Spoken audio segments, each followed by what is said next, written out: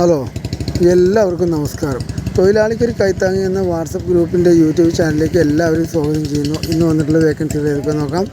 ആദ്യമായിട്ട് കാണുന്നവർ സബ്സ്ക്രൈബ് ചെയ്യുക, ലൈക്ക് ചെയ്യുക, ഷെയർ ചെയ്യുക, അതുപോലെ കമൻറ്റ് ചെയ്യുക. സബ്സ്ക്രൈബ് ചെയ്തവരാണെങ്കിൽ കാണുമ്പോൾ ഒന്ന് ലൈക്ക് ചെയ്ത് കണ്ടു കഴിഞ്ഞാൽ നിങ്ങൾക്ക് ഗുണം ചെയ്യും, പെട്ടെന്ന് നോട്ടിഫിക്കേഷൻ വരും.